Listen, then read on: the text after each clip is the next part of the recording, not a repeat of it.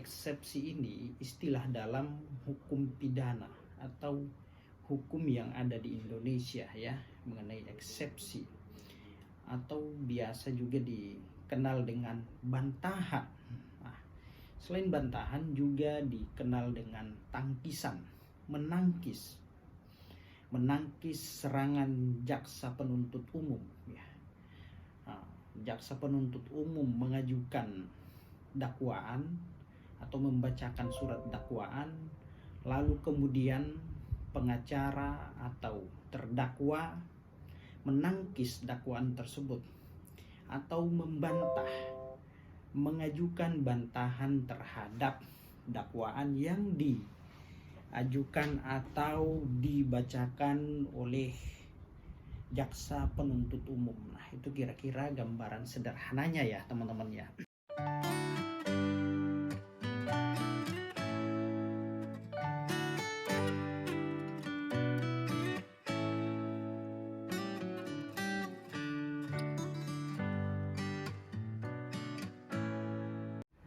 Assalamualaikum warahmatullahi wabarakatuh.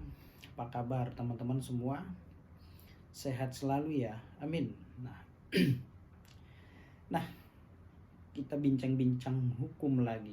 Nah, ini saya mau bahas mengenai eksepsi ya. Jadi eksepsi ini sering disebutkan dalam kasus sidang Verdi Sambo CS kemarin ya. Jadi mungkin masyarakat bertanya-tanya, apa sih eksepsi itu? Kenapa sehingga Pak Verdi Sambo dan rekan-rekannya ini ataupun melalui kuasanya ini mengajukan eksepsi? Tentu masyarakat bertanya-tanya ya, apa maksud dari eksepsi ini gitu ya. Nah, baik teman-teman, eksepsi ini istilah dalam hukum pidana atau hukum yang ada di Indonesia ya, mengenai eksepsi, atau biasa juga dikenal dengan bantahan. Nah, selain bantahan juga dikenal dengan tangkisan, menangkis serangan jaksa penuntut umum ya. Nah, jaksa penuntut umum mengajukan dakwaan atau membacakan surat dakwaan, lalu kemudian pengacara atau terdakwa menangkis dakwaan tersebut atau membantah, mengajukan bantahan terhadap dakwaan yang diajukan atau dibacakan oleh jaksa penuntut umum. Nah, itu kira-kira gambaran sederhananya ya teman-teman ya. Jadi baik, begini ya. Jadi eksepsi adalah itu bagian dari persidangan suatu perkara. Nah, baik itu pidana maupun perdata. Nah, di dalam hukum acara pidana, eksepsi merupakan tahapan setelah pembacaan surat dakwaan yang dibacakan oleh penuntut umum atau Pak Jaksa atau Bu Jaksa ya di hadapan persidangan. Nah, itu ya. Jadi eksepsi ini dapat diajukan oleh terdakwa maupun penasehat hukumnya. Nah, itu kira-kira teman-teman. Nah, lalu pertanyaannya begini. Apakah eksepsi dalam hukum acara pidana itu ya? Terus kemudian apakah eksepsi ini wajib diajukan dan apa tujuannya? Tentunya itu kita pertanyakan ya. Nah, apa itu eksepsi dan wajibkah diajukan dalam proses persidangan? Nah, pengertian eksepsi dalam hukum acara pidana ya, eksepsi atau tangkisan adalah jawaban atau tanggapan terdakwa atau penasehat hukumnya terhadap dakwaan jaksa penuntut umum. Nah, itu ya teman-teman ya yang dimaksud dengan eksepsi, tangkisan atau bantahan ya oleh terdakwa atau penasehat hukumnya atas dakwaan yang dibacakan, yang diajukan oleh Pak Jaksa di hadapan pengadilan. Nah, itu ya. Jadi eksepsi hanya diajukan untuk hal-hal yang bersifat formalitas, tidak langsung mengenai pada pokok perkara. Nah, apa itu yang dimaksud dengan hal-hal yang bersifat formalitas? Nah, contoh misalkan seperti ini, mengenai kompetensi atau kewenangan suatu pengadilan. Nah, contoh misalkan, nah ini contoh ya. Nah, dalam hal perkara gonogini di dalam hukum Islam atau yang memohonkan adalah umat muslim, maka proses persidangannya itu harus dilakukan di pengadilan agama. Nah itu, nah ini bicara tentang kompetensi absolut atau kewenangan absolut. Nah, bukan diajukan atau dimohonkan pada pengadilan negeri, karena pemohonnya adalah umat muslim mengenai harta gonogini atau perceraian. Nah, yang diajukan atau para pihaknya beragama muslim, maka harus di pengadilan agama, dan yang berwenang untuk memeriksa dan mengadili perkara tersebut di pengadilan agama, bukan pengadilan negeri ya. Nah, seperti itu kira-kira, ini bicara kompetensi absolutnya. Nah, lalu kemudian mengenai kompetensi relatif, contoh misalkan ini bicara tentang tempus dan lompus, lokasi atau tempat kejadian suatu perkara. Nah, contoh misalkan terjadinya suatu perkara tindak pidana ada di Sulawesi misalkan, di Makassar ya. Nah, itu kejadiannya nyata-nyata ada di Sulawesi, tetapi kok disidangkan di pengadilan Jakarta Selatan. Nah, ini bicara tentang kewenangan relatif, maka berbicara tentang siapa atau pengadilan mana yang berhak untuk mengadili atau memeriksa perkara tersebut. Nah, kalau misalkan kejadiannya ada di Makassar, pelakunya ada di Makassar, dan semua pelakunya dan yang melakukan proses penyidikan di wilayah Sulawesi, maka haruslah di wilayah Sulawesi atau di daerah Makassar juga pengadilannya, bukan di Jakarta Selatan. Nah, itu kira-kira pandangan sederhananya ya. Jadi eksepsi itu diajukan terkait hal-hal yang bersifat formalitas, mengenai kompetensi ya, mengenai kewenangan, kompetensi absolut dan relatif ya. Jadi tidak langsung masuk pada wilayah pokok perkara. Nah, itu ya teman-teman. Nah, baik, kita lanjutkan. Nah, setelah dakwaan dibacakan oleh jaksa penuntut umum ya, akan menanyakan hakim ya. Hakim akan menanyakan kepada terdakwa apakah akan mengajukan eksepsi atau tidak. Nah, biasanya pada sidang paling pertama itu ya tentunya pembacaan dakwaan yang dibacakan oleh jaksa penuntut umum. Nah, setelah jaksa penuntut umum membacakan dakwaannya, maka hakim akan bertanya kepada terdakwa atau melalui penasehat hukumnya, apakah mau mengajukan eksepsi atau tidak. Nah, itu ya, eksepsi itu ya bantahan, mau membantah, mau menangkis dakwaan daripada jaksa penuntut umum atau tidak. Nah, itu tentunya ya disampaikan, diserahkan kepada terdakwa atau penasehat hukumnya, mau mengajukan eksepsi atau tidak. Nah, itu ya teman-teman. Nah, hakim lalu akan memberikan kesempatan kepada terdakwa atau penasehat hukumnya untuk membuat dan menyusun eksepsi untuk dibacakan pada persidangan berikutnya. Nah, kalau misalkan terdakwa atau melalui penasehat hukumnya mengiyakan atau akan menjawab atau melakukan eksepsi, maka hakim akan memberikan kesempatan kepada terdakwa atau penasehat hukumnya untuk menyusun, membaca eksepsi tersebut pada agenda sidang berikutnya. Tidak mungkin hari itu juga ya, karena butuh waktu untuk menyusun. Tapi eksepsi itu dia bisa diajukan secara lisan juga ya, tetapi akan lebih baik ketika diajukan dalam bentuk tertulis ya. Itu ya. Nah, lalu kemudian ya, tujuan eksepsi pada dasarnya tidak ada ketentuan yang mewajibkan kepada terdakwa atau penasehat hukumnya untuk mengajukan eksepsi atau tidak.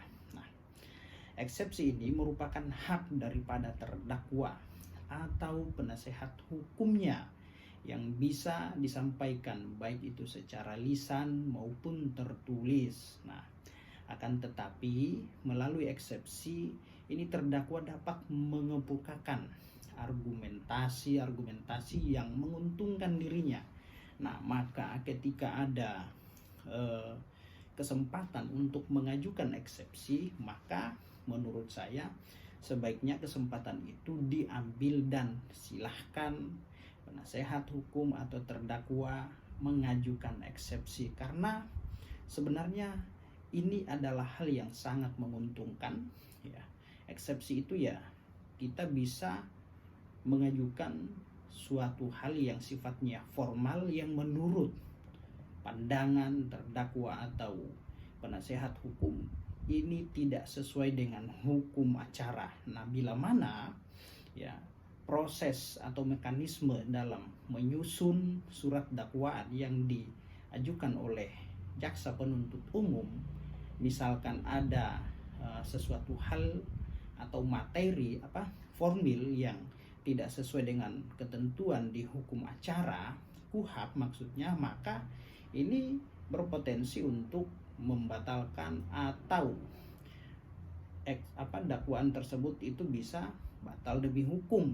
Nah, maka kesempatan itu harus dimanfaatkan ya, itu teman-teman. Nah, jadi eksepsi menjadi hal yang sangat penting bagi terdakwa atau penasehat hukumnya, karena dengan mengajukan eksepsi itu dapat membuat membuat surat dakwaan yang dibuat oleh jaksa penuntut umum dinyatakan tidak dapat diterima karena terkait mengenai hal yang berkaitan dengan persoalan formil. Nah, itu mungkin ada cacat atau tidak sesuai dengan hukum acara.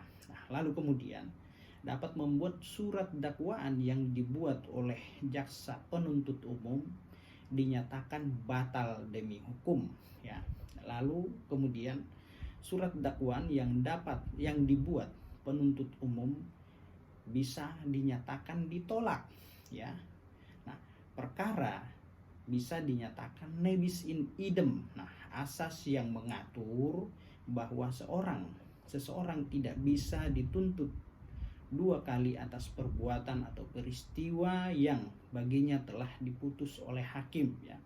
Jadi nebis in idem itu ya, suatu perkara tidak boleh diadili dua kali terhadap persoalan yang sama, orang yang sama, dan objek yang sama. Nah, tidak boleh diadili kedua kali ya. Nah, lalu kemudian ya, pengadilan menyatakan tidak berwenang mengadili perkara tersebut karena merupakan wewenang pengadilan lain atau pengadilan negeri lainnya. Nah, itu ya, kita bicara tentang kompetensi absolut atau kompetensi relatif ya di situ ya, tentang mengenai kewenangan suatu pengadilan apakah dapat memeriksa dan memutus perkara tersebut atau tidak. Nah, kalau tidak berwenang maka harus ditolak ya, dinyatakan batal demi hukum.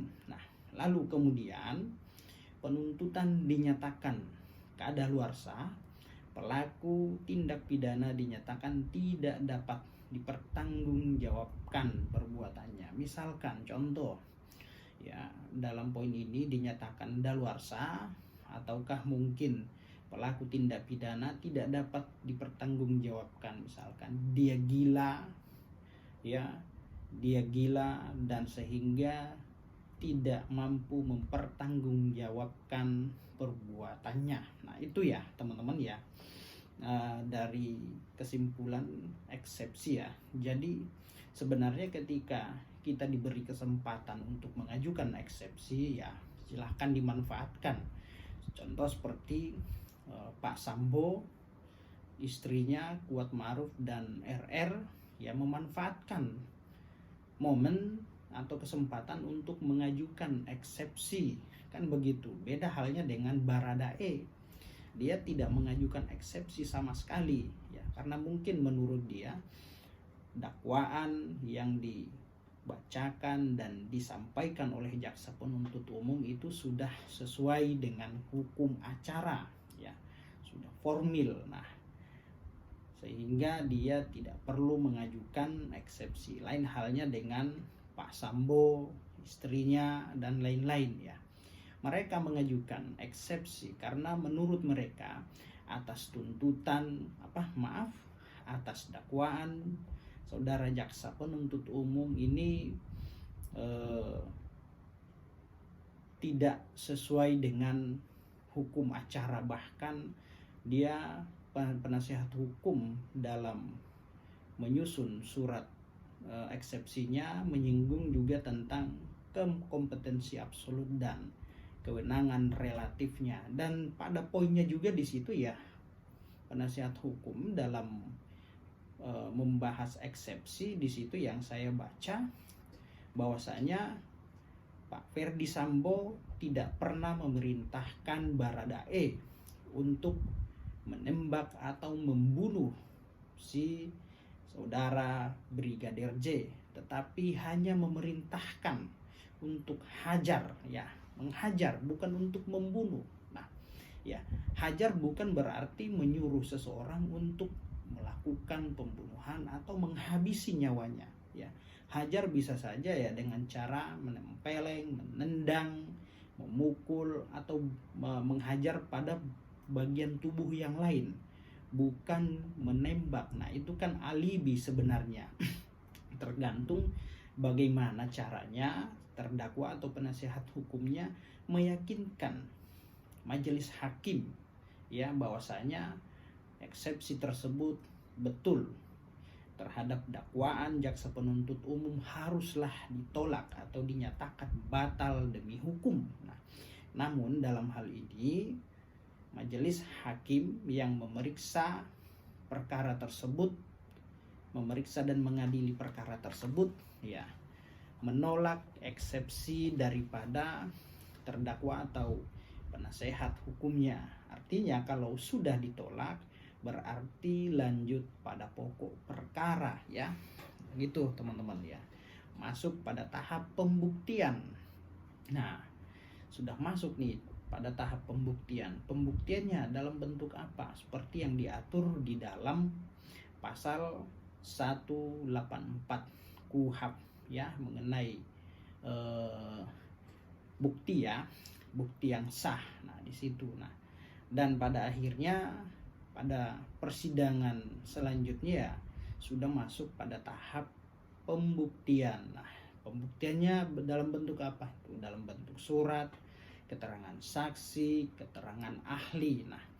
Nah, sehingga saya lihat di sini ya akan banyak pihak yang akan dipanggil menjadi saksi dalam perkara ini ya. Sangat banyak ya, bukan hanya 1-2 orang, tetapi bisa lebih dari 10 ya. Kenapa kemudian membutuhkan saksi yang banyak dalam perkara ini ya? Karena perkara ini memang dari awalnya sudah agak sulit ya.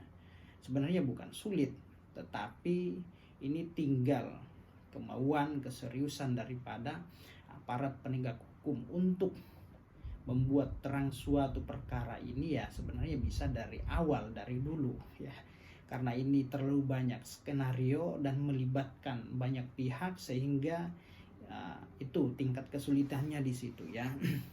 Nah, saksi ya, jadi saksi itu ya orang yang melihat, mendengar, menyaksikan terjadinya dugaan peristiwa tindak pidana sehingga dia dipanggil untuk memberikan keterangannya ya. Jadi saksi ini ya merupakan alat bukti yang sah, belum lagi ahli ya.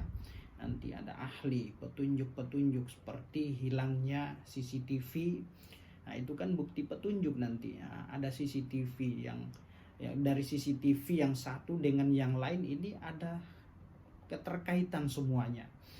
Ya, saling terkait, maka itu dapat dijadikan sebagai petunjuk ya, dimana alat bukti ini ya tidak berdiri sendiri ya, tidak berdiri sendiri alat bukti ini, tetapi setelah dicari tahu di Duren 3 ini, wah ternyata banyak bukti atau alat bukti yang hilang. Nah, itu dapat dijadikan sebagai petunjuk sehingga membuat terang suatu peristiwa dugaan tindak pidana. Nah, kita lihat teman-teman ya, persidangan selanjutnya ya, apakah bukti-bukti seperti saksi yang dihadirkan oleh jaksa penuntut umum ini mampu meyakinkan penasehat hukum majelis hakim untuk memutus perkara ini sesuai atau berdasarkan dengan dakwaan jaksa penuntut umum atau tidak, atau justru malah sebaliknya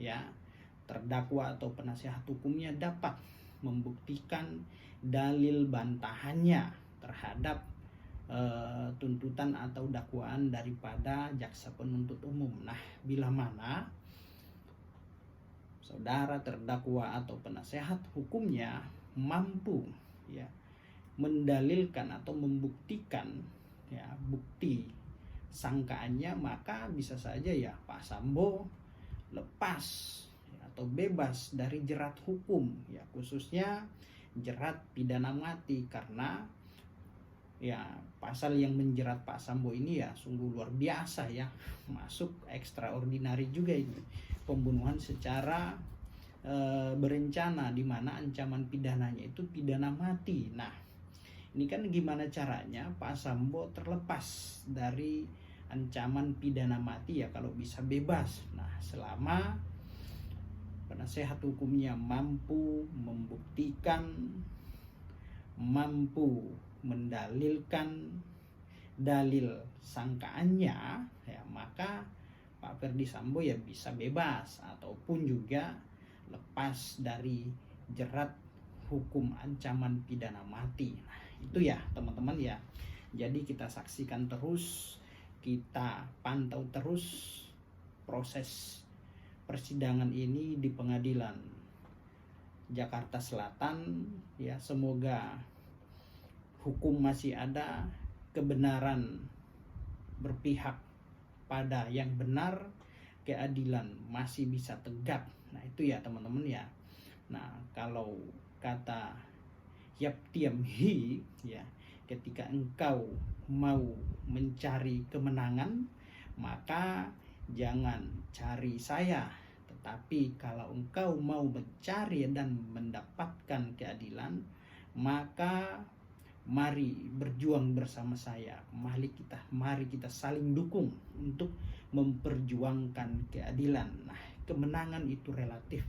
Kemenangan itu dapat dimaknai atau dapat dipandang dari segi angka, tetapi keadilan itu bersumber dari sanubari atau hati dan sanubari kita ya. Sanubari hati dan sanubari kita, dan tidak bisa dimaknai dengan satu angka, 1 sen pun. Nah, itu ya teman-teman ya. Dan jadi semoga apa yang saya sampaikan bermanfaat untuk kita semua. Demikian, assalamualaikum warahmatullahi wabarakatuh. Salam keadilan.